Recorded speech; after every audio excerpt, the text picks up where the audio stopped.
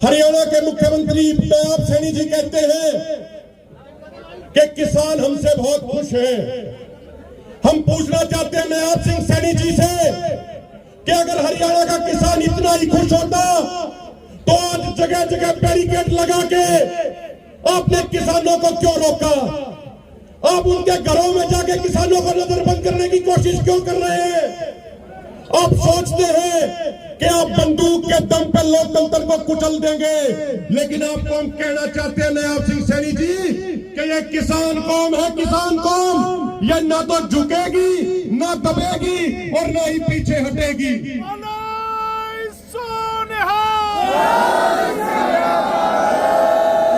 साथियों, आज ये कोई साधारण पंचायत नहीं है।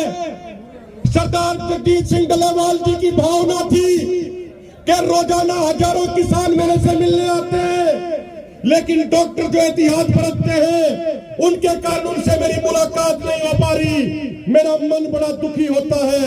तो एक बार खुला निमंत्रण दिया जाए पूरे देश के किसानों को। मैं उन सब के हाथ जोड़ के दर्शन करना चाहता हूं और आज पूरे भारत के किसानों ने लाखों की संख्या में यहां पहुंच के बता दिया कि आज पूरे देश का किसान सरदार जगजीत सिंह डल्लेवाल जी के साथ खड़ा है।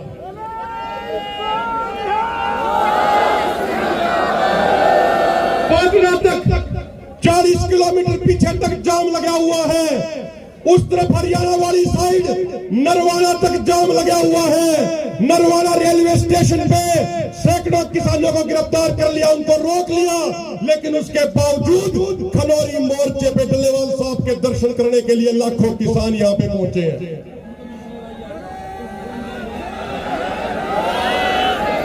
हम माननीय प्रधानमंत्री जी से सरदार जगजीत सिंह डल्लेवाल जी की तरफ से 2 सवाल पूछना चाहते हैं।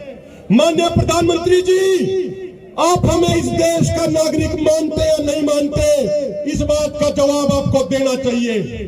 ये सवाल हम इसलिए पूछ रहे हैं साथियों, क्योंकि हमारे प्रधानमंत्री जब रूस और यूक्रेन जाते हैं तो कहते हैं कि बड़े से बड़े मुद्दों का समाधान बातचीत से ही होगा। वहां वो गांधीवादी सिद्धांतों की बात करते हैं, वहां वो बातचीत के सिद्धांतों की बात करते हैं, लेकिन इस देश के सबसे बड़े किसान संगठन का मुखिया सरदार जगजीत सिंह डल्लेवाल जी पिछले 40 दिनों से आमरण अनशन पे बैठे हैं, लेकिन हमारे देश की सरकार ने उनसे बातचीत करने की भी कोई कोशिश नहीं करी। इससे ज्यादा दुख और दुर्भाग्य की बात हमारे लिए कोई और हो नहीं सकती। माननीय प्रधानमंत्री जी, आप हर हफ्ते अपने मन की बात करते हैं।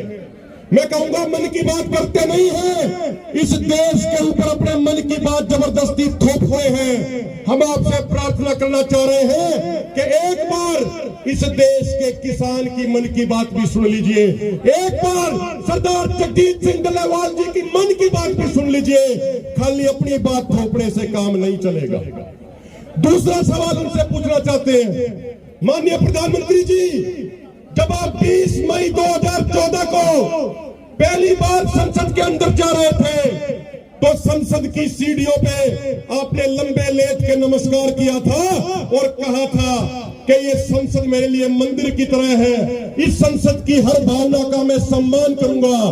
तो आज हम आपसे पूछना चाहते हैं माननीय प्रधानमंत्री जी, उसी संसद की खेती बाड़ी के विषय पे बनी स्थायी समिति ने अपनी रिपोर्ट में कह दिया, 31 सांसदों ने सर्वसम्मति से कह दिया कि इस देश के किसानों के लिए एमएसपी गारंटी कानून बनाया जाना चाहिए। तो आज इस देश का किसान प्रधानमंत्री मोदी जी से पूछता है कि आप उसी संसद रूपी मंदिर का सम्मान करोगे या नहीं करोगे?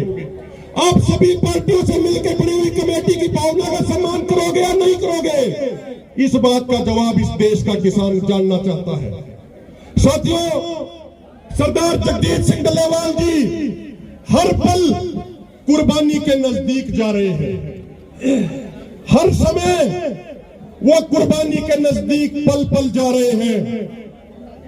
उनको इस तरीके से तिल तिल करके मरते देखना हम सब के लिए बहुत दुखी पल होता है।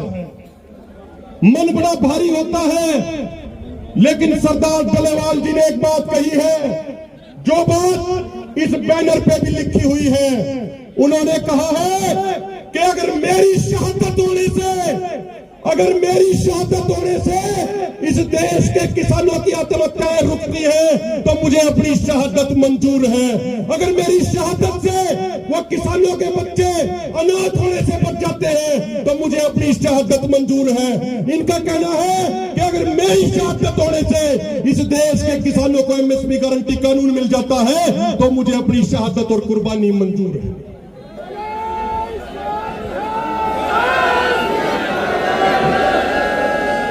साथियों, सरदार जगजीत सिंह डल्लेवाल जी ने 40 दिनों से कुछ नहीं खाया, उन्होंने भोजन का त्याग कर दिया।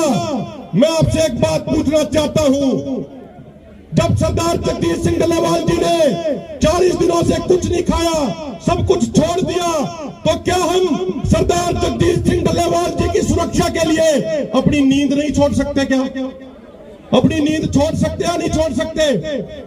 अपने घरों को छोड़ सकते हैं नहीं छोड़ सकते? अपने घरों को छोड़ोगे या नहीं छोड़ोगे? डल्लेवाल साहब के लिए हाथ खड़े करके बताओ, छोड़ोगे या नहीं छोड़ोगे? साथियों, अंत में सिर्फ 2 बात और कह के अपनी बात को खत्म करूंगा।